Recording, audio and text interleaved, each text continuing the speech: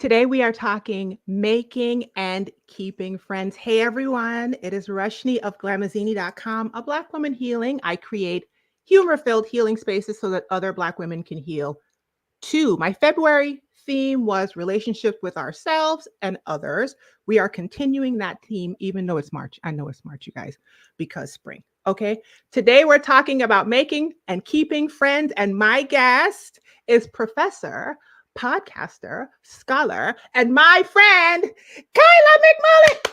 Hey, thank you so much for having me. Dr. Kyla McMullen. I have to be official with you because I just want to call you like Kyla, but like I have to say. Okay. So, Kyla, could you introduce yourself? Absolutely. So, as Roshini said, I'm a professor. I love research. Computer science is my jam. I've been a computer nerd for as long as computers have probably been out. I'm also a podcast host. I mentor students. I have a lab of Ph.D. students. But I like to dance. I like to do lots of fun stuff. I don't like to be like pigeonholed into one thing. But yeah, I've lived lots of different places and excited to be here.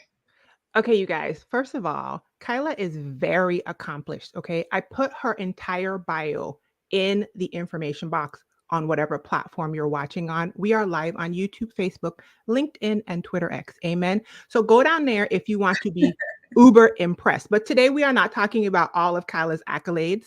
We are talking about the fact that Kyla is my friend. Yeah. Okay. And Kyla has what I consider to be a superpower of making and keeping friends. So I wanted her to come. Okay, before we go to that, Kyla, give me a second. Every single month, I have decided to highlight a Black woman author. This month, I am highlighting and rereading Jessamine.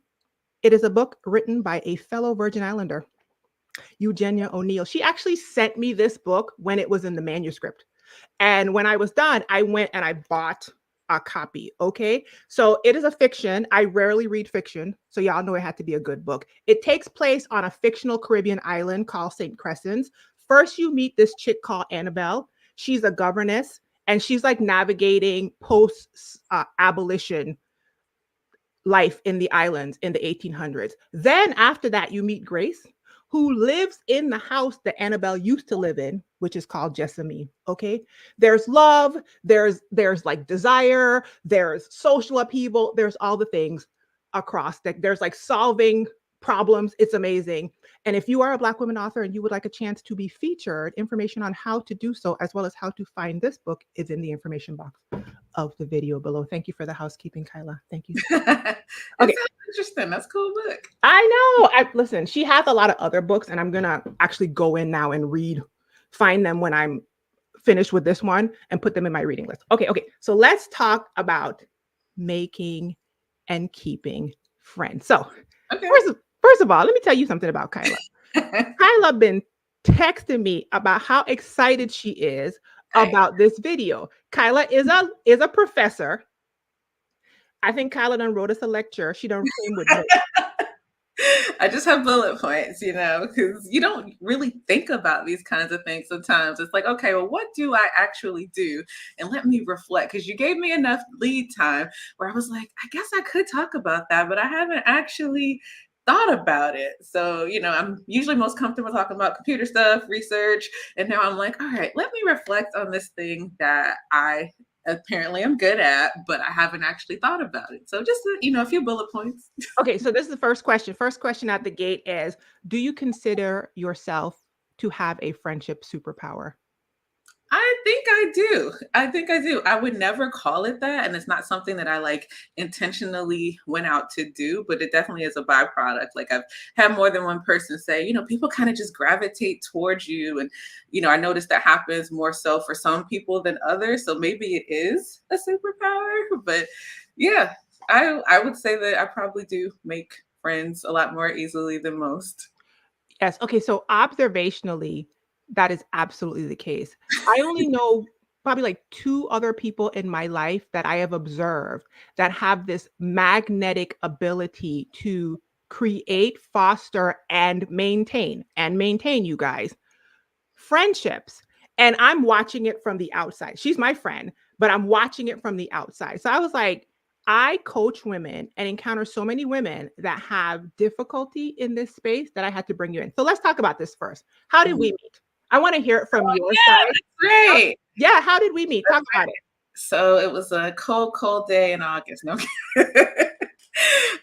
So I remember being in graduate school when I was at Michigan, and I had just cut my hair and I was starting my natural hair journey. And I was like, okay, let me find some people online who are doing things. And, there's typical videos you see, but then I saw Rushni's videos. I'm like, this girl's hilarious. So I would literally be watching the video like she's talking to me in the comment box, like, yes, girl, I want to put in my sewing like that too. Oh, you went to the Virgin Islands? Oh, the humidity helps your hair. Like, I'm treating it like this is my video to me. So we met just like through lots of just comments and back and forth. Like the comments turned into conversation. Somehow I ended up on your 40th birthday cruise. We just, developed this sort of rapport and just relationship because I was like, she's hilarious and goofy, and so am I. So I feel like if I knew her in real life, we would just, oh yeah. And then I went to visit my cousin in St. Louis, and I was like, I know you don't know me. I'm an internet person. I've been talking to you for like 7 years. Can you come and we can go have breakfast? So we did. We stayed. I think we closed down First Watch. Like we stayed there. We went to Trader Joe afterwards. We're just talking and laughing, and it was like we had known each other our entire lives. So it was a great time. Okay, this is what I remember. Kyla she is number one or number two person who I swooped up off the internet since I've been out here. Like she's like the original made it out the comments into my real life friend. Okay. I was at her wedding. Like she said, she was on my 40th birthday cruise. Like she's wearing the t-shirt from my shop right now. And when she got on the call, I saw that she had ducky earrings. So I went and I got my ducky necklace so we could be matching. I would have changed shirts, but whatever, your girl was already put together. So this is what I remember. I'm out here minding my Black business on YouTube. I guess it was Al Gore's YouTube back then. And there was just this really excited, really great, like warm person in the comments who was chopping it up with me. Like you said, like you were just talking. And I was just like, listen, you like to talk, I like to talk. Okay. So we just back and forth, back and forth. And I also remember that back then there weren't as many social media platforms. So it was always under YouTube videos and on Twitter. Yep. And so we would be having these conversations bouncing back and forth between the platforms. And I also think back then it was a lot more like innocent. Yeah. Right. It was a lot more innocent. Trolls like you have now. Right. And so I just hit it off with her, probably because you were warm and approachable. Right. Like and I also had the same thought. It didn't take long for me to be like, I think I would be friends with this girl in real life. Like, I don't even think you didn't have your doctorate. I remember when you switched. I was still in grad school. Yep. Yeah. So that's what, like, we've been at this for like 15. Yeah, it's been a minute. Yeah, don't be telling my age. Okay, listen. It's 17 years. 17. Okay. So the next question I wrote down is, have you always been good at making friendships, or is it a skill that you had to teach yourself? And I asked that because a year plus ago, I did a whole series about making and keeping friends. And I encounter women who don't have that skill and either have to learn it or have it and need to foster it, like make it better almost. Have you always been this way, or did you teach yourself how to do this? This was very much a teaching thing. I would say, like, growing up, the elementary school I went from like kindergarten to 8th grade. So you were with the same like 20 people, 25 people, your entire time. So I didn't have to make friends. I knew everybody from kindergarten. Hey, Kelly's in the chat. Literally friend from 1st grade, where I'm like, friend, you're going to be my friend forever. So wait, okay, pause. So this is a technique. If you listen, y'all got to listen, okay? Especially if you listen to this video live or on the replay. If you're a person that does not know how to make friends, you got to listen to the people because they telling you game. Are you the type of person that walks up to strangers or not strangers, but like people who you are drawn to and declares, I am interested. You meet us friends. Are you that person? That's how you get put on the stalker list and people, have restraining order against you. But I do try to be like intentional. Like if I meet someone, I'm like, you are cool. I'll be like, oh, do you have Instagram? Or hey, do you, if we're at something that happens regularly, I'll be like, oh, you're gonna come back. Like I try to figure out a way that I'm going to see that person again, but without coming across like a crazy person. Okay. Okay. So that makes sense. So intention, yes. Stalker, no. Is that what I'm hearing? Correct. Not like, hey, I really enjoyed what you said. What's your phone number? Where do you live? Like, I like sometimes, like, if I meet someone in town, I'll be like, oh, what side of town do you live on? Not trying to, like, hey, I'm going to pop up on your doorstep, but hey, I'm just genuinely interested in things about you. Okay, so that's actually really helpful for some people because I know that there are people out there. I am not one of them because I am absolutely a like hello person. I Yeah. would like to include you in my life. I don't say it that way, but I literally like I'm an Yeah. approacher person. I will absolutely do that. And but for the people who aren't approachers, the Mhm. first thing you should hear her saying is you need to let people know that you're available Yeah. for friendship. You know what I think, Kyla? I think often people think everybody else already has all the friends they need or they want Mhm. that they want and that they're the only person without or who desires relationship. I And could. so I love that you are willing to say it to people. I have a question for you though. Mhm. How do you do that without feeling embarrassed or like shame almost? Because some people will feel that way. It's like a vulnerable thing to tell somebody there is interest.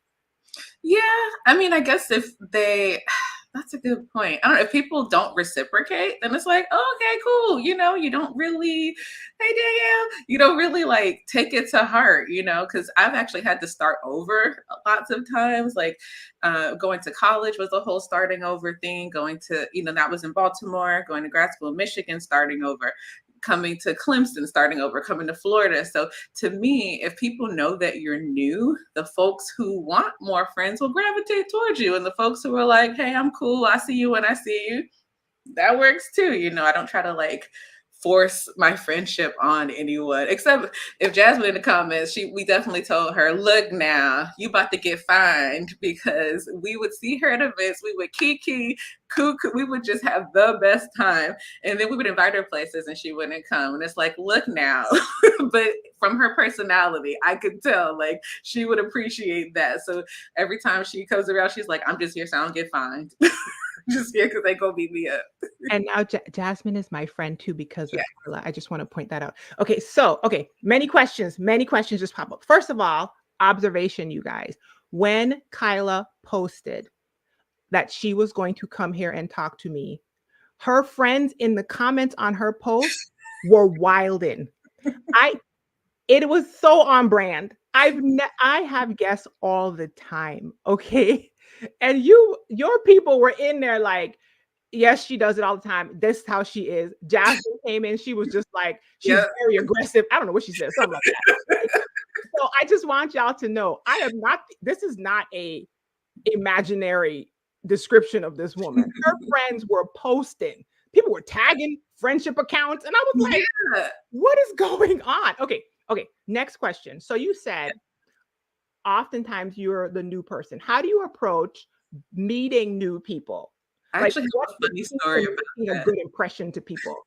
I have a funny story about that, of how I met like a friend group here in Florida, actually from the person who tagged the friend account. Hey Joe. So moved to Florida. I knew one person who was here because we'd gone to grad school together, and he invited me to go out to this lounge. He's like, oh yeah, some Black people are gonna get together and go to this drinks lounge, blah blah blah. I get to the lounge before him and I'm just like, oh, okay, I'll just get a drink, walk around. I see a group of Black folks. I'm like, hey, I'm Will's friend, blah, blah, blah. And I'm just talking and we're going back and forth. Said friend finally gets there. He got a whole different group of folks that I was supposed to be meeting up with. Like, I just walked up to them, was like, hey, what's up? Just talking. Wait. So you went to the place, thought that was his Thought friend that was group, the friend group. And jumped into it. yeah, jumped into it. They were like, oh yeah, we go to, it's a football college town. They're like, yeah, we do tailgates sometimes. We gather at this person's house. Call me the next time there's a game, we'll invite you. Like they were also very open and welcome. Like once I'm like, oh yeah, I'm new to town, doing this, doing that, like just literally talking to people and not in a weird kind of way, but just Okay, like, pause. You keep making this comment about not in a weird way. I'm yeah. hearing two things that I Mhm. have questions about. The first is you sound like you're impervious to rejection. Can you speak on that? And two, explain more about the not in a weird way because I keep hearing you say that. Give me those two. So the impervious to rejection part, like I'm always a believer of what's for you is for you and what's not is not. So if you put all your positivity out into the world, the people who it's there for, who positively receive it, they're the ones that are for you. And the ones who reject positivity, why do you want somebody that rejects positivity? So you weren't even meant to be friends with them in the first place. So I just almost like Rainbow Bright, just blast out the entire, just, hey, I'm a cool person. Hope you're having a good time, yada, yada, yada. But, if people don't receive it, then that's on them. They're having a bad day. But the not in a weird way part, what I mean by that is like, have you ever seen people with just like nervous energy where you can tell that they really don't want to do something and they're trying to like muster up the energy? I don't know. I'm a big person on like, I pick up other people's energies a lot. And I'm like, you're making me nervous with, your energy, but just being confident and like if you don't know what to do, comment on something that both of you can observe right now. Like, let's say you're at a lounge and there's drinks. Oh yeah, I have this drink. What are you drinking? Are the cocktails good here? Just commenting on something that's already in the vicinity so it doesn't come off like, hey, what's your phone number? So it's you're commenting on something that is not a stretch. If you're at the bar, like, hey, I've never been to this bar before, what do you recommend? Or just making casual conversation with people, but not about something that's just completely out of left field. You sound like that is a natural skill. That's what you sound like. And it's kind of a natural skill for me too. So I'm trying to think of the person who it's not a natural skill for so I can ask the question. If you're watching and you just heard her say that and it sounds insane to you, please comment so that I can get some ideas from your comment. What would you suggest to the person who has the social anxiety, who has the like nervous energy? What could they do? I guess, Okay. how do you get over the fact that your nervous system just will not let you? Like you are trying to be a people person, but you're legitimately nervous. I would say do whatever it is that relaxes you. Like if you need to listen to music before you get there, if you need to have a drink, have a beverage to calm your nerves a little bit. I don't know, just whatever it is that relaxes you, do that before the event and just try to get your mind right. Cause like I know I have a friend who feels like in person, everybody's watching them. And I'm like, nobody's looking at you. Like I know how hard it is to sometimes get out of your head in those kind of situations, but do whatever it is that relaxes you and just, just it's not super serious. Like I would even say, let's say if you're in a restaurant and there's a football game on TV, just anything like, oh yeah, man, they threw that game away. Just like making just comments on things. They don't even necessarily have to be questions, but just commenting on something that both of you can see. Just to like just ground level, surface level. You So said go to your senses, sweetheart. go Can to you your see it? senses. Can you Go, smell it? Can you yeah. hear it? What can we both observe in here that I can comment on? Listen, listen. I know we're giggling, but that's actually really helpful to some people because when you're in those situations, they might be like, "Can I see it?" Because some people have that level of nerves when they're Mm. okay. So, next question I have for you is: have you ever turned an acquaintance into a friend, or like, I don't want to say stalked again because you're gonna be like, that's how you go in jail. But like you have your target on a human and you're just like, I will now approach. And if you have done that, how do you turn an acquaintance into a friend? Okay, that's another good I guess intentionality, I would say, is how you turn an acquaintance into a friend. So, like another person, when I first got to Florida, I'd known her because we, as grad students, had attended some conferences at the same time. I had no idea she lived here. And, we were talking, and I was like, oh, yeah, well, let's hang out. And I was in the liquor store, and I said, oh, what kind of alcohol do you like? And she said, whiskey. So then I get the biggest handle of whiskey, like it's huge. And so she comes over, and I'm like making a joke out of like pouring it. She's like, why did you get that big old handle? I'm like, well, you're going to drink it with me. You're going to be my friend. So you're going to be over here more. Like, there will be opportunities for us to enjoy this. So like intentionality, like we didn't have that much interaction previous to me coming down here, but people seeing like, oh, this person actually wants to get to know me as a person, and just being like genuinely curious about people. Like I ask people like, oh yeah, do you have any siblings? Like, that's a low stakes kind of, question to ask people. And if they do, people like to talk about themselves. So if you ask people questions about themselves, but not intrusive questions, then that can also help to get conversation started. But yeah, I would definitely say from acquaintance to like real friend, just spending time with people. I love curiosity. Yeah. Genuine, not makeshift curiosity, but like she said, observe, look around and be like, hey, where'd you get those earrings from? I Yeah. love your shirt. Where did you get that? Oh my gosh, your hair is so whatever. What products do you Exactly. use? Your eyebrows are amazing. By the way, Kyla's eyebrows today. Let's have a hand of applause for the eyebrows. Come on. Come on, sis. I was trying today. Listen, you didn't try, girl. You succeeded. Okay, so let's see here. Quick in the comments. The Joe Journal, who I like to call Shoulders, Mhm. because you see her picture. She said, "Please send help. Small talk makes me cringe." Kyla, would you consider yourself an introvert, an ambivert, or an extrovert? Oh, I'm definitely an extrovert. And I've been learning about people called introverts and the things that make them tick and the things that get on their nerves. We actually interviewed two introverts yesterday on our podcast, and they talked about how they became friends. And my co host and I, we're both extroverts. So we're like, oh, so the two of them had noticed each other in different settings, and they were like, oh, that person's cool, and just both thinking that about the other person, but then never talking to the other person. So once they got into a class together, started a conversation, oh, would you like to co-work together? So I realized, sometimes introverts need a little bit more, more collision times to actually bring a person into their circle versus, hey, I saw you one time and now I have your phone number. You are actually the person that introduced me to the word ambivert. Do you know that?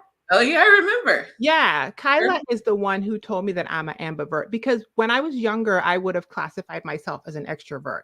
And then as I got older and I started looking at the definition of introvert, I was like, that sounds like me. When the pandemic hit, I was like, absolutely, I'm an introvert because I am fine.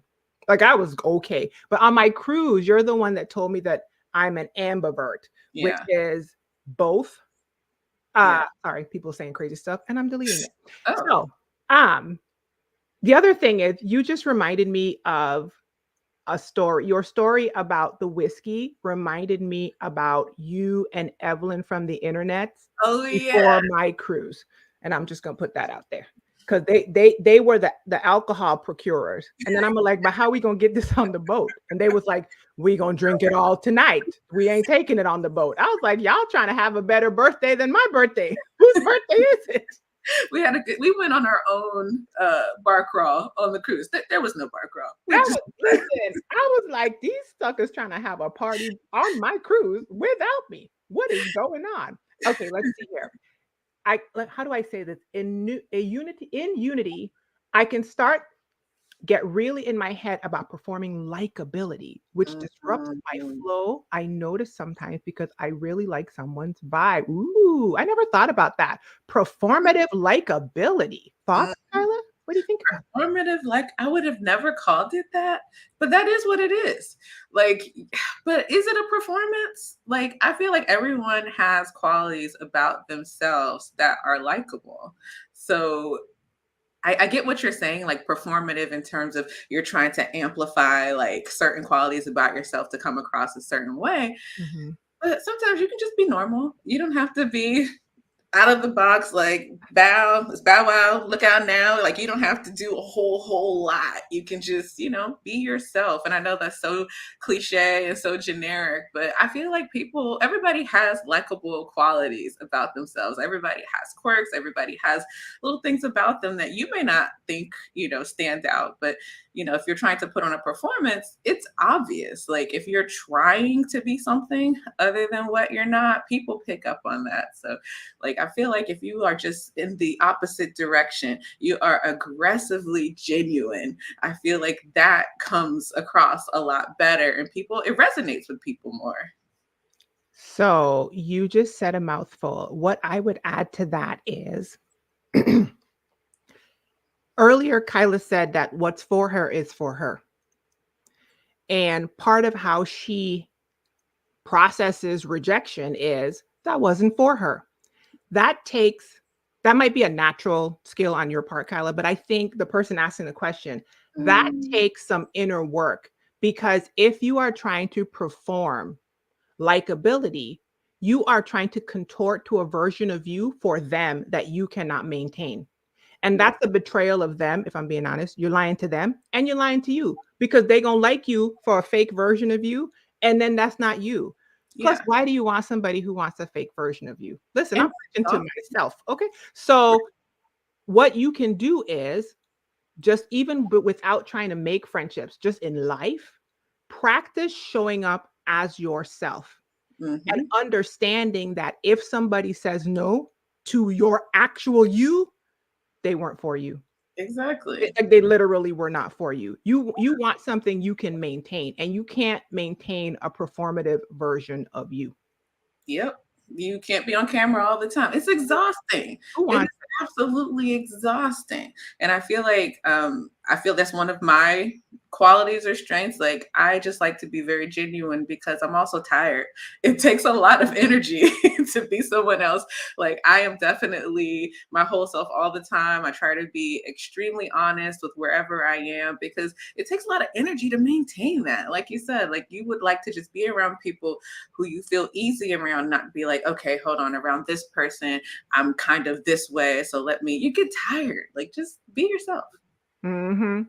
Absolutely. And we can make things really complex when they are simple. You don't want to, I'm not saying that you're doing anything errant. I'm saying we all got it honest. A lot of us are unlearning performative ways of showing up in spaces. And when you're trying to create any relationship, you just need to start practicing the thought that I don't want anything that doesn't fit me, that doesn't want me. Yeah. Like me, honestly, me. So if you go to somebody and you find yourself being a performative version of yourself, take a second, do something, like make a thought in your head.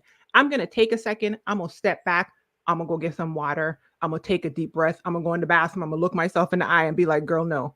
And then Right. go back out there and be yourself. And if they want to continue with you, good for them. And if not, they weren't for you anyway.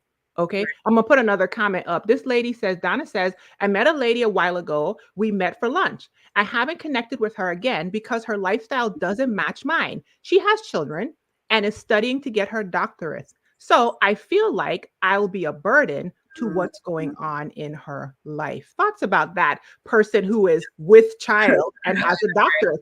It's three of us on the camera right now, y'all. Just That's the third one is right. kicking Kyla in the bladder on Yes. the inside. And the lungs at the same time. And Just they going like this on the inside. What do you think about that, Kyla? so I think it goes back to being intentional. That's actually, hitting one of my bullet points. Like I love how like when you meet people and it's like, oh yeah, we should hang out sometime. Okay, bye. Like I don't like doing that. I like to say, oh no, let's put time on the calendar now. So okay, what are you doing in 2 Wednesdays? Like what time do I see you right now? It's 2 o'clock. Okay, so can we do this again in 2 Tuesdays at 2 o'clock? Just trying to make sure that it doesn't just become a thought like, oh, I would love to get lunch with you again. And then it just passes. Even if you have to reschedule, you had a time on the calendar and you can pick another calendar day when you need to reschedule. So That's one thing. The second thing, if the lady that you met has a lot going on, go to where she is. Like if you like to cook or just bring over some food, like, hey, I'm gonna hang out with you and the kids today. Like let's just, whatever it is that you're doing, like, you can ask them like, hey, I can come to you if that makes things quicker because people have to find a babysitter, they have all this stuff going on. So I would say just make it easy for that person because they may not, if you live in a large city, you might have to go through traffic, park downtown, find a babysitter, pay for park. Like there's a whole lot that goes into making friends when you live in a really big city. And if you just make stuff easy for people where it's like you can literally be in your pajamas, I'm gonna come over in my pajamas and we're just gonna hang out. So people don't feel like there's like an extra lift or an extra burden, in terms of hanging out with you, then that's how you can get like a really genuine interaction. How much of your life do you think is dedicated to your friendships, like percentage wise? Mm, I've never thought about like quantifying it. Like in terms of time, like I'm literally like I'm usually I keep in touch with a good number of people each day. I don't know. That's a good question because I do go through phases where I'm just like, I don't have it. But it costs nothing to just send somebody a quick meme or a quick message or whatever. Percentage of my time is 24 hours in a day, maybe like 2 hours out of the day, not a whole lot. But Okay, but for some people, 2 hours might. The reason I asked you that question, Kyla, is because your answers are demonstrative of the fact that relationships take time. yeah. And in 2024, in the Western world, many of us have filled the time that used to go to relationships with other individualistic things. And I Hmm. want everybody listening, and I'm getting this from this call too, is you got to put time in your schedule because there's some time and some effort. Your response about intentionality and what did you call it in the group? Aggressive calendaring. Yes, I'm an aggressive calendarer. I'm like that too. I Yeah. am a like, hey, which, you know, I'm free on this day, this day, this day. Mhm. Tell me blah, blah, blah. Yeah, I want to go try this restaurant. Do you want to come with me? I'm exactly. a, hey girl, we have never met in person, but we're in the same city. Do you want to go to Costco with me? Right. So Yeah, there has to be, it has to go out of the ethereal. Like, I kind of like this person, their vibe is right. right, Um, I kind of wish she would notice me and make right. the first move to something like tangible in time and space. Yeah, because I like that you made it something practical, like, "Hey, I'm going to Costco. Let's do this," versus, "We should probably hang out one day." It's one of those like you said, "There's a new restaurant in town. Imma go on Friday at 6 o'clock. Do you wanna come?" Yes, And one of my favorite things when I was being more intentional a few years ago about bringing in new humans, you know what I mean? I was like, it's like restocking the humans in my world was to lessen the feeling of rejection, which is not that big of a thing for me, but also just to not have to constantly feel like people were telling me no, is I would pick something that I wanted to do Mhm, and I would offer. So I was big on like, I'm going to this tour on this day. Do you want to come with me? Costco, like Eddie, all of the things. It would just be like, I would like to go to the, hey, people, I'm going to this concert. And I exactly, would say, I'm going to buy my ticket on Friday, which means ticket exactly. going to get bought, whether Right. you coming or not. Who wants to come with me? And I had my butt planted on a few seats and hillsides with concerts with people just by saying, I'm going to this concert, ticket on Yeah, Friday, right? So like take it out of the ethereal mhm, vapors and like make it real on your calendar. Make it real on like a tangible thing. Okay. yeah. Next question I have is let me see. Why do so many of your events and trips make it out of the group chat? I think they make it out of the group chat because one, I'm a computer person. I like to plan, I like lists, I like details, I like order. So I plan the trip that I want to go on and then say, hey, this I make it easy for folks. Like for the last trip, I was like, look, it is this much money. We will have a cook. We're doing this. These are the days. This is the house. you coming or not, versus, oh, I kind of want to go somewhere, maybe the Caribbean, maybe the islands, maybe this. Like, I try to make it easy for people to participate so they know right away what they're getting into. So that's one. Two, I get a lot of people that just like to go on vacation. I think I know a lot of folks that, that work hard, and they also want to make sure that they have a good time. They know what they're getting. Once they like, I tend to think that when my friends who have never met each other, when they get around each other, they're like, oh my gosh, Kyla told me this crazy story about how you did blah, blah, blah. And they tend to like get along. And, next thing I know, I'm looking up and they got pictures together because, one person's in the other person's city. And I love it because I tend to attract people with like a similar sort of vibe.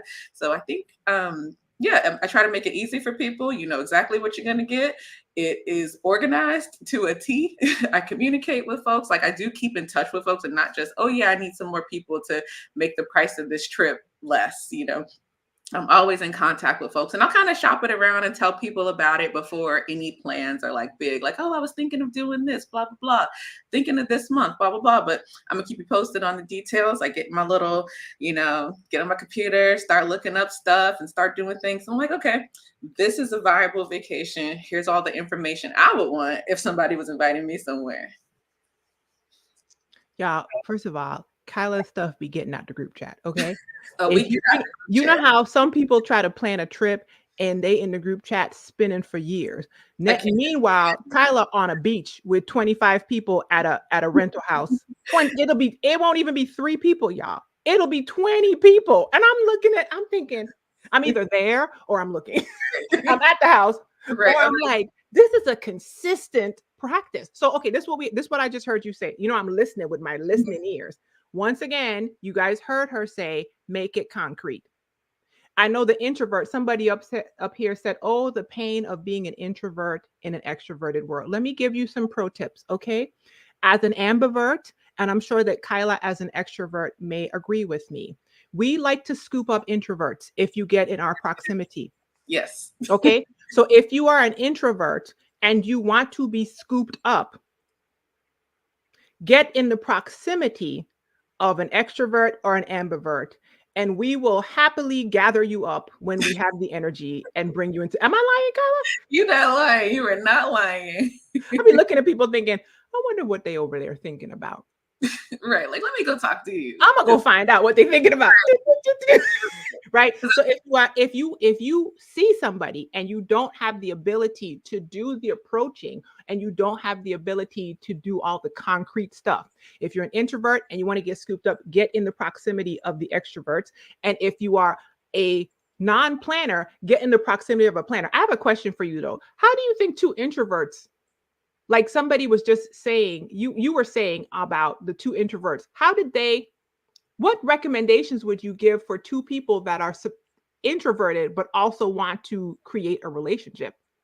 Yeah, they made it concrete. So one asked the other, in their case, one person asked the other person, hey, do you want to co-work together? Because they were both grad students. They're both trying to get through these classes. So not just making it concrete, but it's also something you're both interested in. So I would say if there's an introvert that you can detect a common interest with, hey, introvert person, we both like blank, or your t-shirt has blank on it. I went to see them at this time, or, I'm a firm believer that any 2 people have at least one thing in common.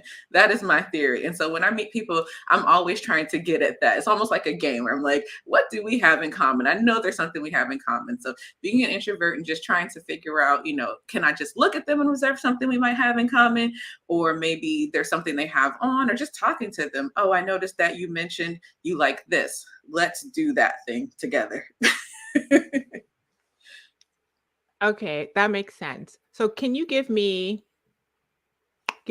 3 qualities that you think are essential for creating and keeping friendships? Creating and keeping. Let me look at my notes real quick. Get in the notes, and throw out whatever you have in your notes, okay? Yeah. I have some stuff that I was just thinking about before, but like creating and keeping friends. This is something that I was taught in my scholarship program in undergrad, that you should remember people's names.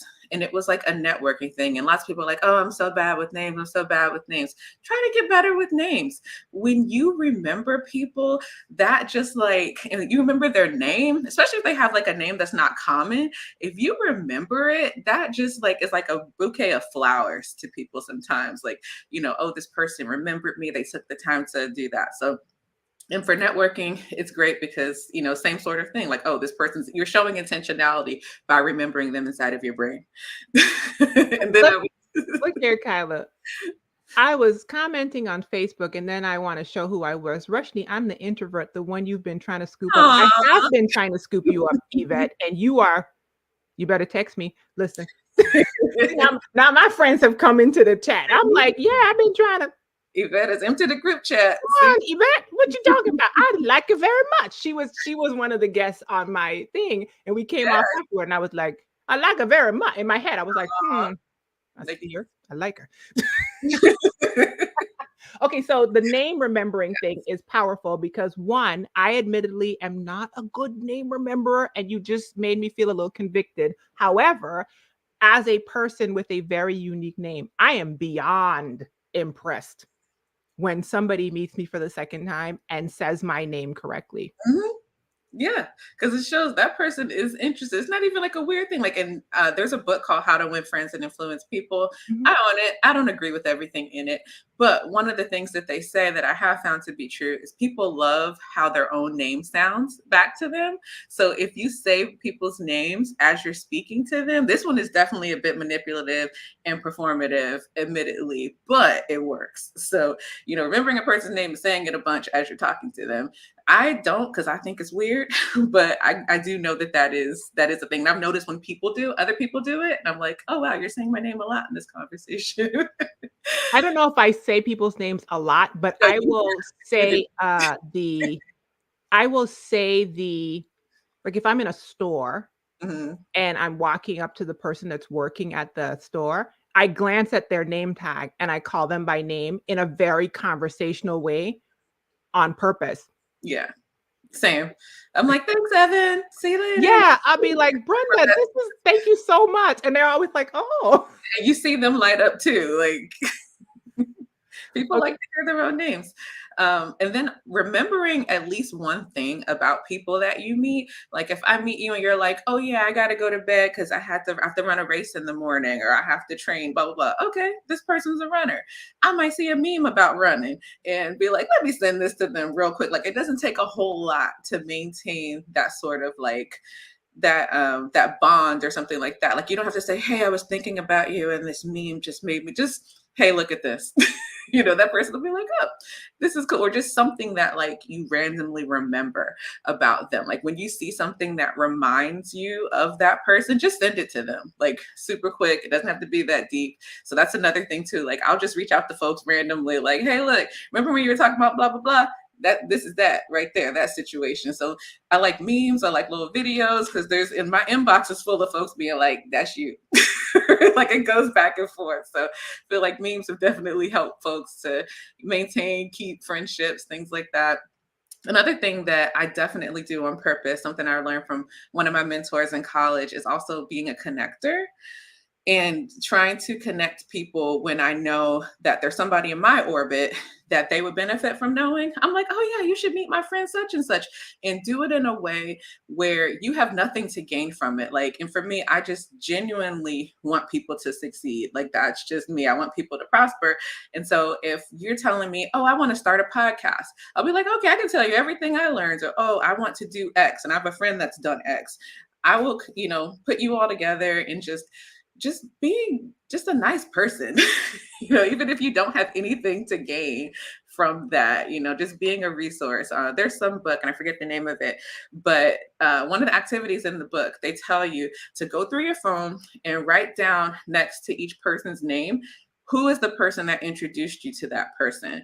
And so I did not read said book, but one of my friends did. And she was like, yeah, I wrote your name next to everyone. She's like, I met all these people through you. And she's like, you are a connector. Like they have like these different terms for people in the book. And I was like, I guess I am a connector. Cause like I'll hear something here and it's like a puzzle. Like, oh, you want this? I know somebody who's doing this. Let me tell you, I'll talk to each other. So I'm sorry, I'm blocking somebody now. Ooh, Yeah, people playing in the comments. See, it's craziness, just foolishness. Anyway, so I'm trying to think. You said remember something about the person, and the first thing I thought was I have the worst memory. And then I was going to say, should I take notes? But then you just said put down the name of the person that introduced you to that person. And I thought I'm going to put down the note about the person. yeah, I'm put going to have a friend management system in my phone with a down. note about a detail the person told me the last time they talked. So Yeah, I can be more intentional. yeah, you absolutely can. You absolutely can. I love that for me.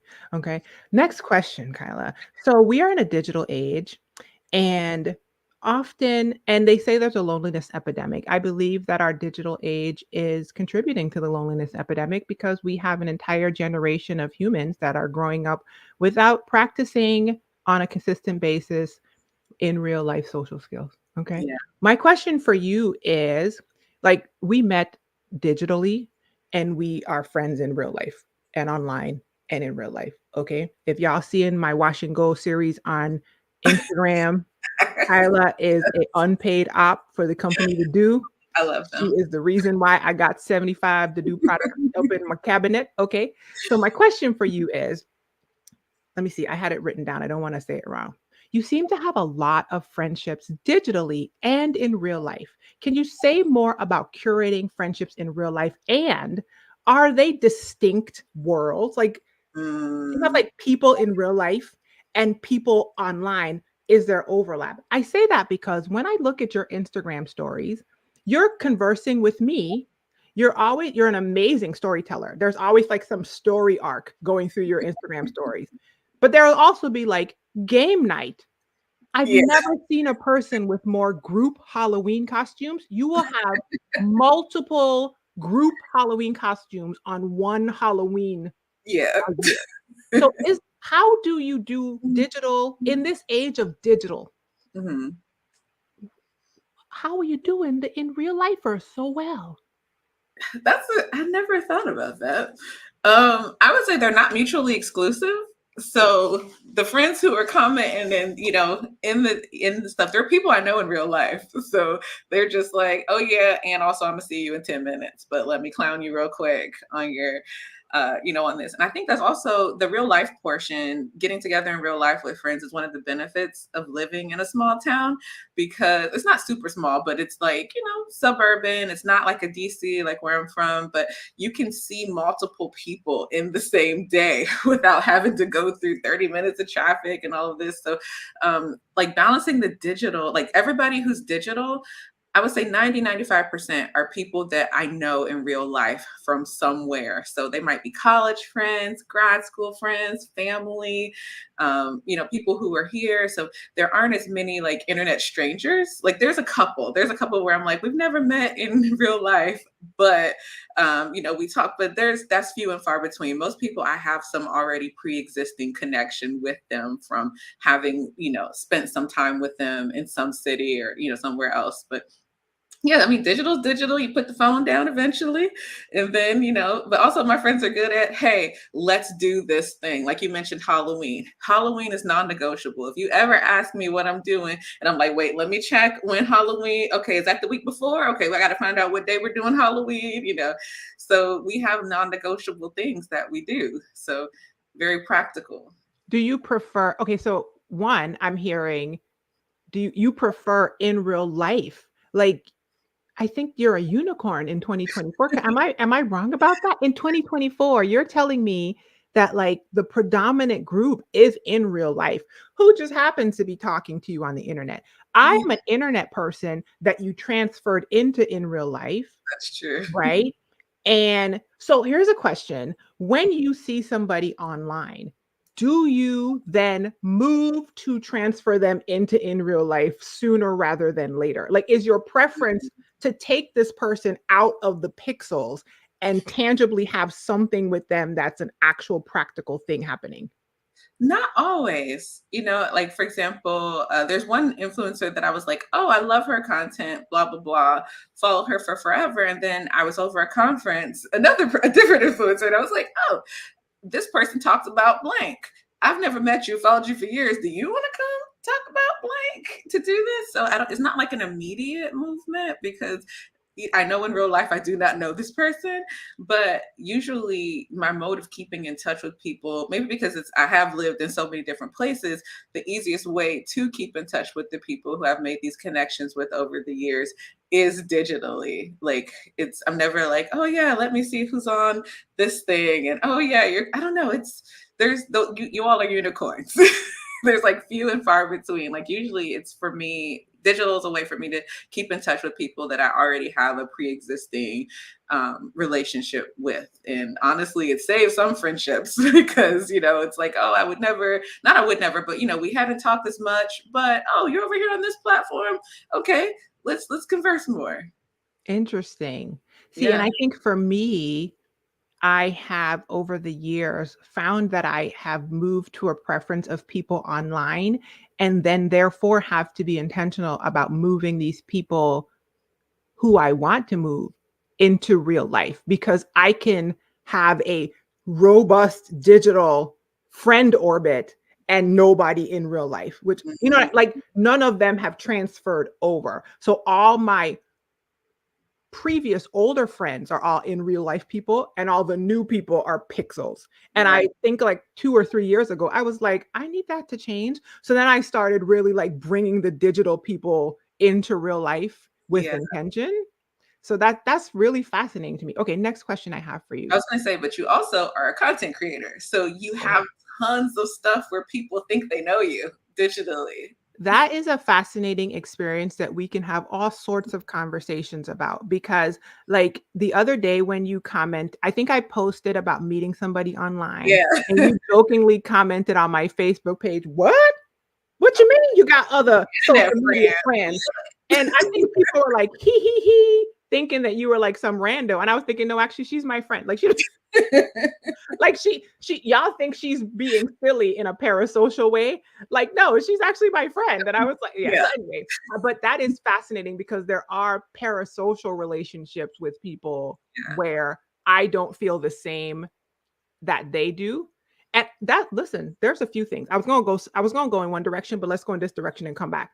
Okay. How do you deal with forget parasocial, but this is part of it. When you desire a friendship, but the other person doesn't feel that way about you, which is very common in a parasocial relationship because parasocial relationships, like ours started as a parasocial relationship, can work and be transferred to real friendships if both people feel the same, right? You were sitting there in the comments thinking, this lady talking to me. I was sitting there on the video thinking, I like this chick in the comments, Right. right? What about when there's like this happening? Yeah. I mean, like I said, every friendship isn't meant to work out. Like it's great when, if you meet someone, you're like, I'm really fascinated about this person. And then you meet them and you're like, this might not be working out. It's not like, oh, I hate your guts now. We can minimize the amount of interaction or things like that. I don't know. I don't think of it as like, oh, this person doesn't want to be my friend. I'm like, oh, they're just at their max capacity right now. Cause some people are like, no new friends. That's a whole song. And I get it because, if you have lived in a place where you've been there your whole life, all your friends have been there your whole life, and you all are content with your friend group, I could see you being like, we don't want to introduce new people to this. I tend to also gravitate towards people who are also transplants in the areas that I'm in. I've also been in lots of college towns where a good majority of folks are not from here. So I do think that the population I can pick from, they are people who are also looking for friends because they came from somewhere else or things like that. When I was in Michigan, and also I've been known to attach myself to friend groups as well. So, oh, you already have your little friend group. Okay, I'm your friend. Oh, y'all going skiing? Okay, I'm gonna come with you too. But when I was in Michigan, I started ballroom dancing, and that's a whole nother story how I even got there. But Detroit has its own ballroom culture. It's amazing. I love it. And I went and I didn't realize that there was a already existing high school friendship group. And the two people teaching the class were like, in this group. So then they just started inviting, me and my group of friends, like, oh, let's go on this ski trip. Let's do this. We're planning this trip. So they already had their existing group, but they were also open to to new people. So you just have to, don't take it as rejection, like, oh, this person doesn't want to be my friend. It's like, okay, you are at max capacity supporting all of the people who are currently in your life. Cool. I'll see you when I see you. I'm still going to be nice and friendly. I'll invite you when we have a cookout, but I don't expect a whole lot from that person. Yeah, you guys, I'm hearing Kyla say that she does not have a scarcity mentality when it comes to humans. I feel like people can get stuck in this space because they are so hyper focused, thinking that Mm, one human being is going to be the end all and be all of all their things. And that puts way too much pressure on one person, first of all, like for anything. And two, that can, if you spend a lot of time hyper focusing on like one person or like trying to be in one thing that's going to give you all the things, you're gonna, what did they say, put your eggs in all in one basket? Like that is a possibility of being extremely heartbroken if that doesn't work out. So for the people listening who are like taking notes and being like, wait a minute, what in the world? Yeah, don't put all your eggs in one basket. And like she said before, what's not for you isn't for you, you know? And I know some people have a lot more to process when it comes to those spaces like rejection and vulnerability, yeah. but that is definitely something to keep in mind. Okay, my next question for you is, Mhm. how do you navigate conflicts and disagreements? Because so far we've been talking, and it sure does sound like you're just having a good old time with all the human beings. And I know me, myself personally, I don't always have a good old time with all the human beings. Okay. Um, sometimes I don't like people. Like I like them, but Yeah. also don't like them very much. They be getting on my nerves. So how do you, how do you navigate that conflicts, disagreements, and still have a thriving friend life? Oh, that's a good one. That's really good. It depends on the nature of the conflict. If the conflict is something that's like a character issue versus a, hey, this scenario happened, I didn't like how you responded. Like, because there has been conflict and within friend groups, and we talk about it. Like we might have to, take a break, think about, what's going on, but I feel like if you're someone's friend, you should be able to have tough conversations with them. Like it's not going to be, and then sometimes that conversation may result in you stepping back a little bit from that person. Or you may, but if you come from a place where you're genuinely trying to get understanding, and I do feel like most people have the best intentions. And I don't try to excuse people's behavior, but if I can kind of reason about why, from your perspective, whatever happened in that situation, I can say, okay, but also I now have a little note, a little post-it note on the tick board in my mind. If we have to revisit this is going to be a consistent problem. Um, but yeah, but then if it's a character issue, we've actually been going through this in one of my friend groups now. Where we're like, are we good friends to this person if we don't call them out on a particular issue? So it's tough, because you have to figure out if it's something everyone's noticing. It's like, okay, well, how do we approach this person? Because how do you say what you need to say without coming across, in a weird way? I would just say my personality, I joke about everything. I am not serious ever. I'm a not serious person. So sometimes if something's bothering me, I can make a joke about it in a way where the person's like, oh, okay, you didn't like this, but you also did not say it in a way that made me feel bad. So that's definitely 100% my dad. Like he is a jokey person, and I have elements of his personality. But I do notice that people receive things more with a joke, or if you sort of like edge the subject, but don't come straight out and be like, I think you don't have blah, blah, blah, blah, blah, versus, have you ever seen this? What do you think about this? Like I try to like, baby steps with that person to try to get them to arrive at the same conclusion that I'm already here. I'm already on step 10, but I'm going to walk you from step 1 through my train of thought versus just approaching you in the face with step 10. But maybe that's also a, what is it called? A conflict resolution skill as well. Because also one of the things I learned from conflict resolution, if you focus on what the overall objective is and approach the problem from that end versus me, this is how it made me feel, yada, yada, yada.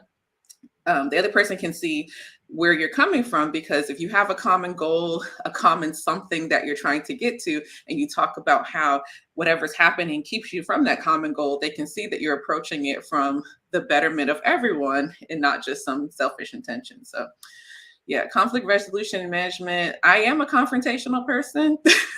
I've been told, but not in an aggressive way. Like if something bothers me, I have to I have to say something about it in the moment. Sometimes it's good, sometimes it's bad. But to me, I have to get it out. And like my husband and I, like we joke about stuff all the time. Like for example, today, I still didn't do it. Anyway, he wanted me to do something. And so I was like, oh my gosh, I gotta go. There's a bossy person on my phone. I just gotta go. Like we joke around with each other. It was like versus like, stop telling me what to do. It's like, I gotta go. Somebody bossy's in my ear. I gotta, but we were both very like jokey like that. And over time it's like, okay, this person might not like this. Let me back off on this. Yeah, I hear you saying that communication Mhm. is so important Absolutely. because, first of all, a lot of us calling people friends that are not friends yet. There are That different classifications of relationship beyond friend, y'all. Somebody can be an acquaintance, is so somebody could be your mentee, somebody could be your assignment, okay? They might not be your friend, for real. Listen. But anyway, but once a person gets to the level of friend, Kyla said, if this person is a friend, we should be able to have a conversation like this. yeah.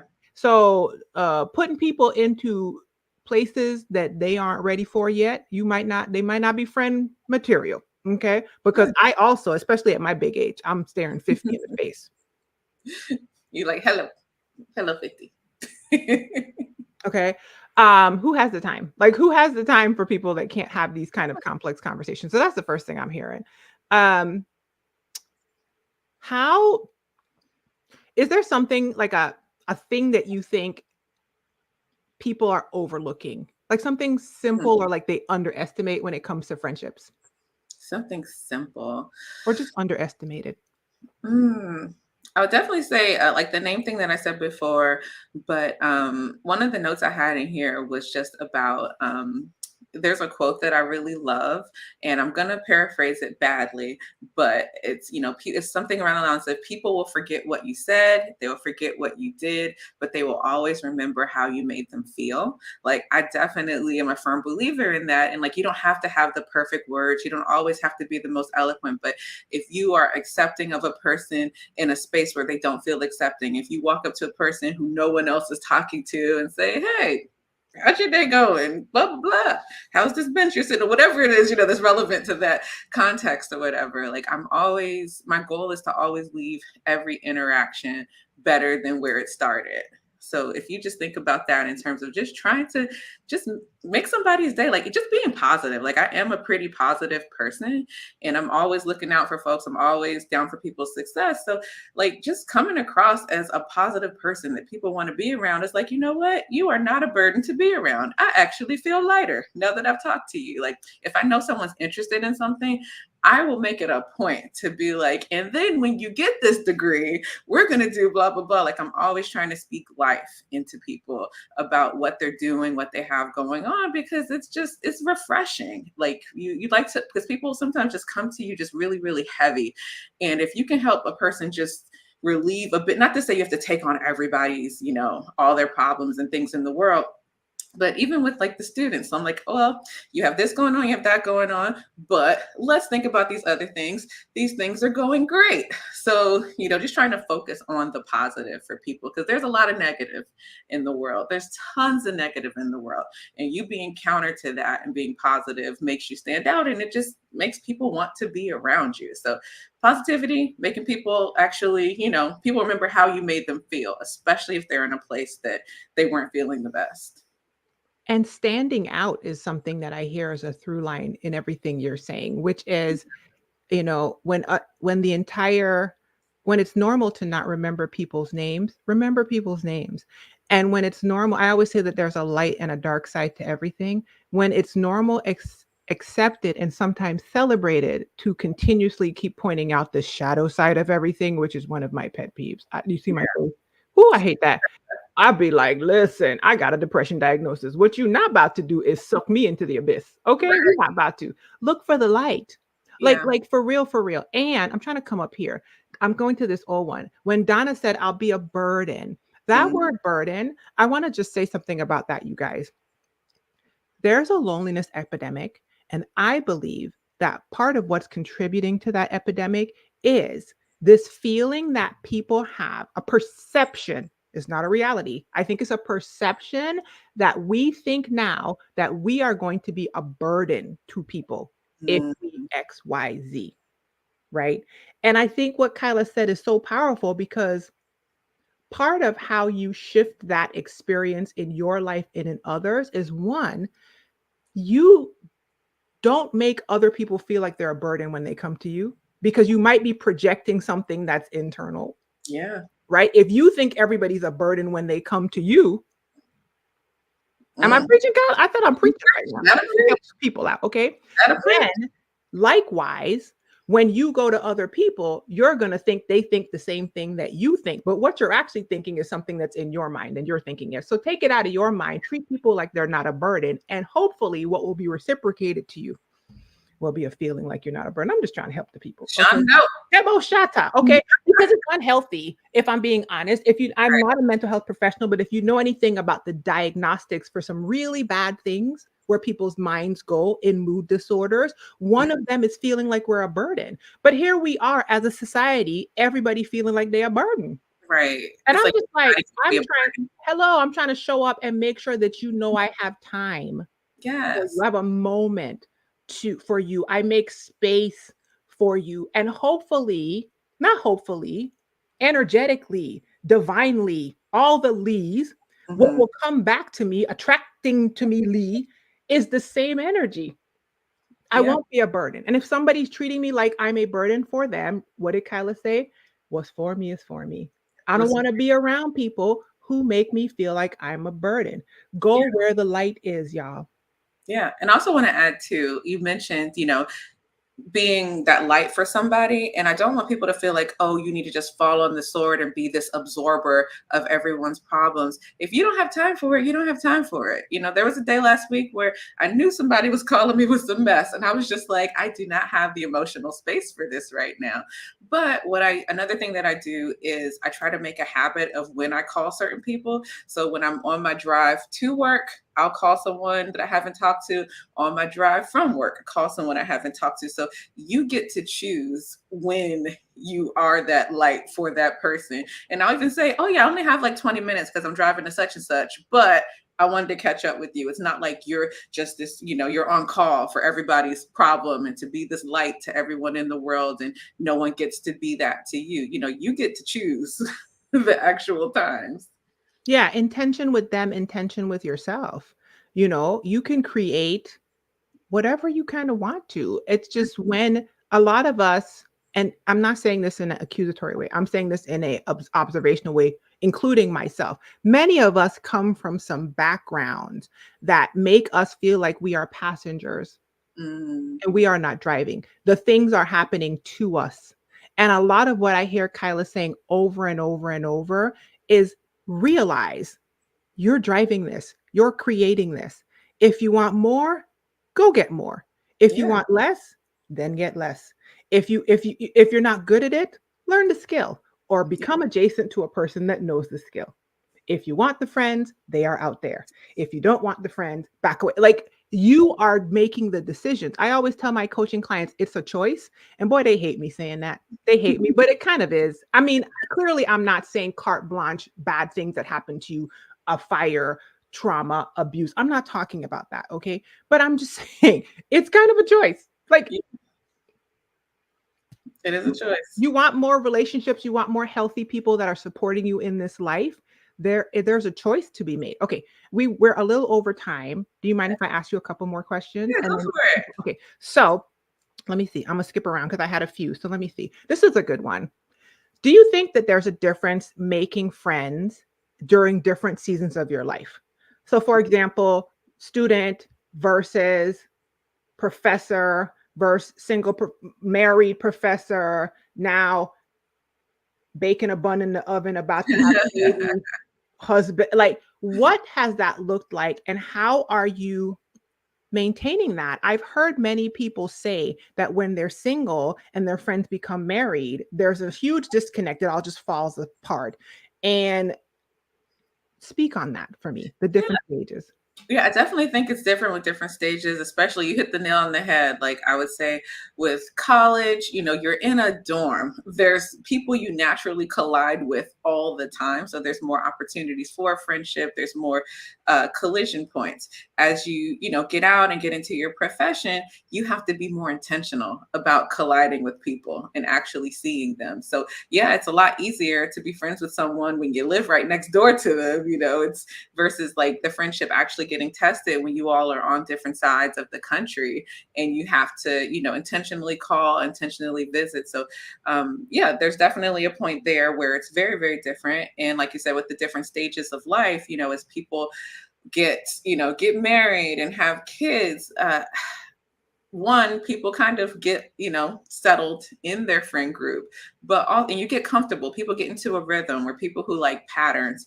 So, it's easy to be like, oh, I don't need to see anyone today. We went to school, we did this, we did that. And that's why with a lot of friends who have kids, I try to make sure like, hey, you don't have to always be the one coming out to something. I can come in to you. Like, oh, what are y'all doing? Y'all watching Trolls? Okay, I'm gonna come over too. We go watch Trolls, and it doesn't have to be something like, it just changes, like your dynamic changes. Yeah, we used to drop a low at the club, now we over here dancing to Trolls and Justin Timberlake, but we're still having a good time. And like you making a point to do that for the friend who feels like, oh, I had kids and I'm the only person in the friend group who has kids, or I'm the only person who, and I invite people, even if I know it's something they can't do. Sometimes people just want to be invited because they might surprise you one day and be like, actually, my mom's in town and she can watch the kids. So, so it's really important not to leave people out just because of like whatever stage of life they're in.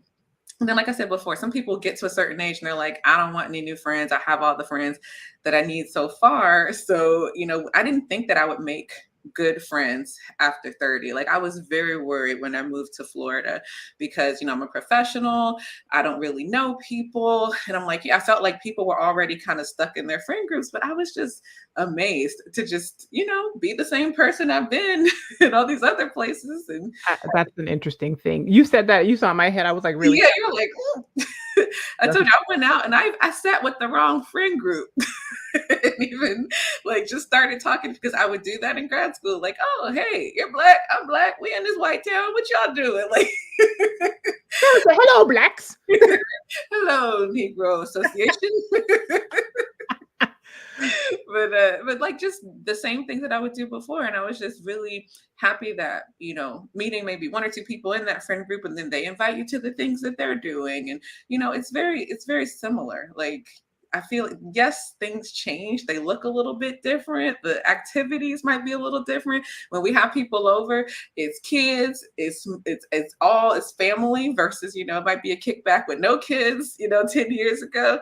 So, but I try to make sure whenever we have events, like we have a little room on the side, the kids are playing games, they're on the computer, they're doing all kinds of stuff. So I don't want people to feel like, oh yeah, I can only be in this friend group if I don't have kids. Kyla, your friendships sound mature. I Are would say, you aware that that is a blessing? You are describing such a mature experience with multiple people. And I still remain, even after this conversation, I still, even as like a person who's friends with you, I'm still in awe of your ability to draw to yourself these types of humans. Because yeah, girl, like what you're saying is, one of the things that you see sometimes when, for example, a person gets married, a person has kids, is this disconnect that happens because, well, this is my estimation, I don't know why it happens, but in observing it happen, I think it happens because one, communication skills are lacking. mm-hmm. And two, people really are anchoring their friendships on like similarity of the stages as opposed to the actual human. If you're friends with the human, it don't matter if they single, married, one kid, 7 kids, like, Yeah. right? They sick, they well, you're Right. friends with Kyla, as opposed to, well, we're 2 college students.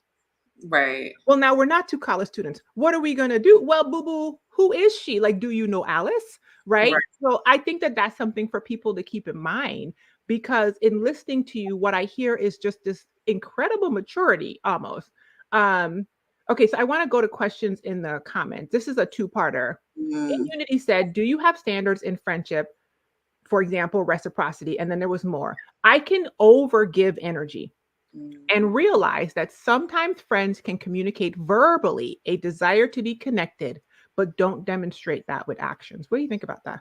Ooh, man. So both of them are kind of like tied together with they're both kind of sound like reciprocity sorts of things. Yeah, if I feel like a friendship is one way, then it'll fall to the side. So I have a funny story about that. Hopefully he's not listening. If he is, then, it is what it is. But, we had a group chat and there was a bunch of us and we would hang out together. We noticed there was one person that we had, brought into the fold where, we didn't invite him. We were doing anything. We were doing, hey, I cooked, I did this, I did that.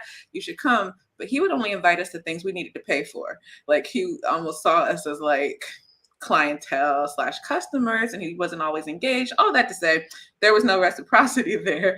So one day in the group chat, we added him in the Instagram group chat. We added the dog to the group chat. The dog kicked him out.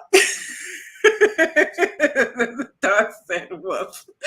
So it's one of those where it's like, if we're going to put all this effort, I'm friends with people who put effort into their friendships as well, which is also a blessing. So for multiple of us to kind of notice this and say, you know what, this person isn't giving what we give. Hey, Angie, this person isn't giving what we give. They don't necessarily need to be here, because if you're not going to put the same effort in that everyone else is giving and you're fine with that, you never invite us, we never seen your house, we never seen your car. Well, we've seen his car, but like you see how we roll and you don't feel the need to reciprocate, then you might not need to be here. So it's not about being a doormat and saying, oh, I'm just gonna roll out the red carpet for you at my house all the time and you don't have to do anything, dump on me all your problems and I'll be the beacon of light. You need to have some reciprocity there. We don't have any beef. We see him all the time. He never complained about getting kicked out the group chat, but it is what it is. So that's one part. The second question about giving too much energy and then feeling like it's not coming back. It's the same thing. Like, you can fall back too. Like, I will do you. Watch me. What is it? Watch me pull a you on you. Like, if I start doing exactly what you're doing, you can't get mad at me doing what you're doing. And there are seasons that people go through where you might have to, I don't want to say carry the friendship, but like if your friend is going through something, they just don't have the energy, but it's there. Like, there's ebbs and flows to every single friendship. But if your whole friendship is you over giving and that person not giving it all, you might have to also pull back. And I mean, it's unfortunate, but if you're going to be mad about it and feel like the entire friendship is one-sided, maybe that friendship, I'm not saying y'all need to have beef, but maybe that friendship doesn't need to be as much of a priority in your life because you're not getting what you want from that friend.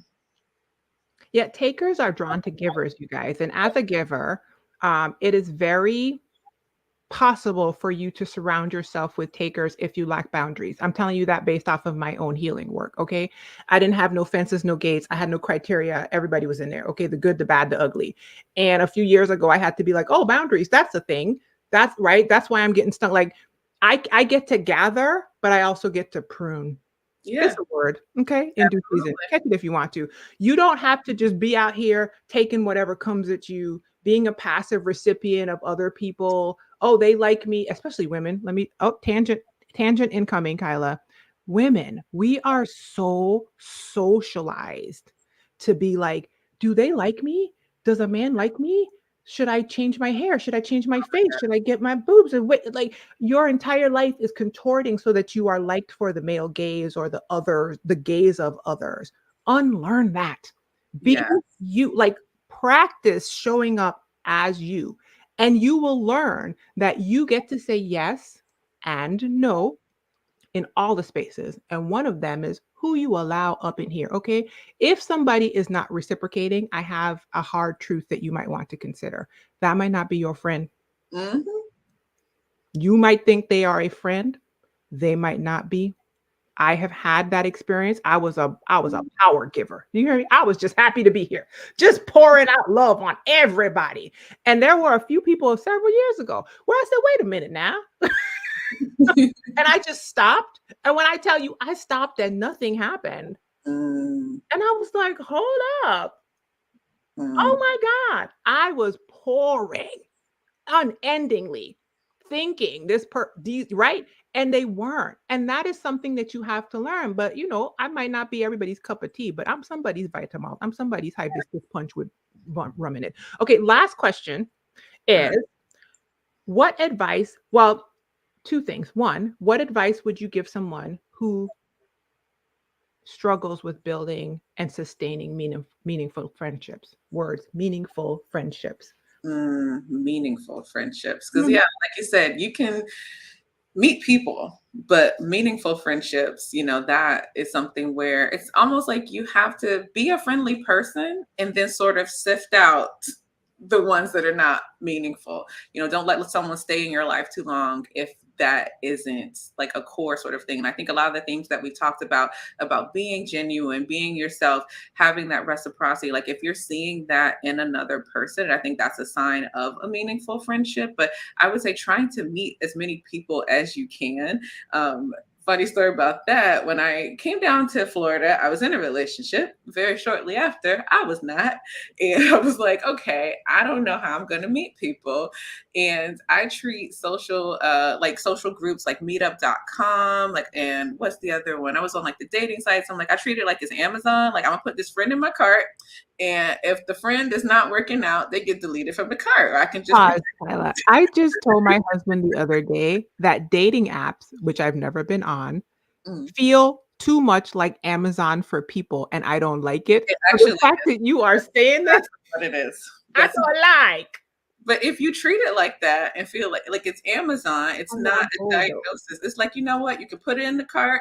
Actually, I got this home and it's a little too thin. Let me send you back. So you don't have to take, like you said, everyone who comes into your life. Try to meet as many people. The prophet Ariel said, I want to be where the people are. You cannot make meaningful friendships if you don't meet people. Like some people just like to stay at home. I'm like, how's anyone going to find you if you are in your house? Besides the cable guy, the repairman, you need to get out where people are. And I feel like if you have a larger sample of the population to choose from, then you have better chance. Like the lottery, you can't win if you don't play. So you need to get out there and get as many chances to collide with people as you can, and then sort of just sift out and do those things where you're remembering people's names and you're being intentional about hanging out with folks. And sometimes you might be intentional about hanging out with someone and you're like, we didn't have as much in common as I thought, or we don't gel. That doesn't mean you have issues, but you don't have to prioritize that person in your life if you're looking for meaningful friendships. Our social muscles have atrophied. Mm, To bring strength back to your capacity to create and maintain relationships, there has to be an intentional practice. It's just how it is nowadays. mm, I don't know how the younger generation is doing it. I don't know how they're doing it because they grew up with these phones in their hands.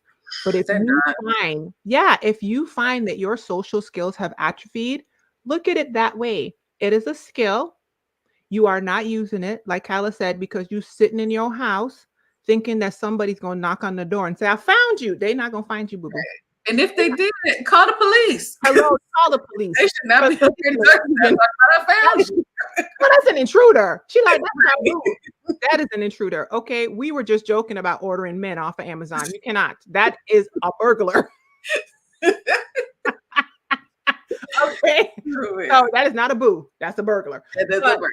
you got to get outside, be weird, and collide with some other people. That's what I hear. Kyla say, get out the house. Yeah, get out the house.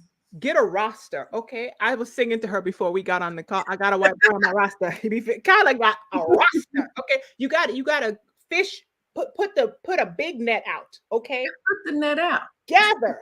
But Right. don't get too attached to one fish. Like just You know what I mean? And what is Prophet Tanner Adele says? She's a country western, the black country western chick that Beyonce has bumped up in my algorithm. She said, and if you don't like the fish that you caught, throw them back. Throw them back. Throw Like, them back. I think a lot of people are friends of convenience, where it's like, oh, I'm friends with you because you're here. Listen. Of anything else. And then, like you said, when life changes, it's like, oh, we don't relate anymore because we were at this similar stage. Maybe it's because you didn't take the chance to actually go out of your bubble and meet people that you actually get along with versus, oh, you're here, you live down the street, we can be friends, you know. Or you didn't take the chance to foster depth with a friend of convenience that you actually want to be more. That was something that I did in my youth. Okay. Yeah. A lot of the people, I don't say a lot, but there were a lot of people in my life that I would have considered friends that I realized in a very painful way were proximity and not friendship because I hadn't gone deep. So now I make an intention. If I want depth with you, I start heading in that direction because, like I said to you, I want to anchor to the you that you are. Yeah. And not necessarily to the fact that we go to the same church, we work at the same place, we live in the same dorm. You know what I mean? Like, I don't want that to be the reason why I consider you to be a friend. Yeah. When that changes, we change. And I went through that and had my whole face handed to me. Ooh. And I was like, ouch, that is a very fascinating lesson to learn. Okay. Is there anything else you want to say to the people off of your bullet list, Professor? Let me look. I think Professor Kyla. You know, you always have to you have to do something. You have to have something prepared for the people. You have to reflect on things. Let's see. I feel like we've talked about a lot of the things that I have here. But one thing that I did want to say that you just reminded me of was it's not lost on me that a lot of the people who I consider really meaningful friends I met during a time where we were all going through it, which was our PhD program. So when you are getting this, you know, you're going through trials and tribulations, you remember the people who were there for you, the people who encouraged you. I've had something very traumatic happen. And I remember just wanting to, like, if I could have gotten underneath my couch, I would have. And as the person who's always the light for other people, like sometimes when I talk about it, I tear up in talks where I'm just like, they would not let me be down. They're like, you're going to give you about 10 seconds to cry and you're about to come. They took me out to eat. They were like, okay, we're going to sit down. We're going to strategize. We're going to figure out how to get out of this. So, I mean, it's a shame it takes something traumatic, but just think about, like, when you were at your lowest, who were the people who actually checked on you and who came around to see how you were doing, to try to just help you get out of something? Like, I feel like that's another, if you're not sure who in your life is, you know, a substantive person, a person you can have these really huge, you know, relationships and bonds with, who is there for you regardless when they don't have anything to win or lose in the game. That's beautiful. And that, my friends, is Dr. Kyla McMullen, my friend, a scholar, a professor, and a podcaster. Can you tell the people more about your podcast, Modern Figures? Yeah, so it's on brand with me as well. So for me, I am the first Black woman to get a PhD in computer science from University of Michigan. And it did not have to be that hard. There's no reason why I need to be the first. So I've had lots of experiences in my area where, you know, things are just made unnecessarily hard, especially for women, especially for people of color. So my friend Jeremy and I, another fellow extrovert who we just decided, look, you're going to be my friend. We have this podcast where we are encouraging Black women who are in tech. It's for anybody. You don't have to be in tech, but just hearing the stories of how Black women just excel and got from point A to point B. And, you know, they may have come from somewhere that's like super small and they never saw a computer until they were 20 versus, oh, my dad was taking apart computers on on our living room floor or whatever. We want to encourage Black women to excel in tech because we are like maybe 1.2% of the tech workforce. And we are some of the most creative, some of the most innovative people. We can make $1 out of 15 cents. Like all the Black women programmers I know, we are geniuses and there needs to be more of us there. So anyway, our podcast is about encouraging, elevating the voices of Black women in tech. So yeah, that is the podcast. And you can find Kyla and the Modern Figures podcast on Instagram. It's on the screen. It's also on Twitter X. You can Yep. find Modern Figures out there. All of this information is in the information box of the video, whatever platform you're watching on. You can also visit Kyla McMullen.com. Come on, fancy. Modernfigurespodcast.com to get more information.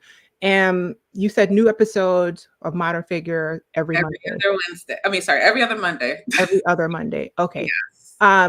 Thank you so much, Kyla. This has been amazing.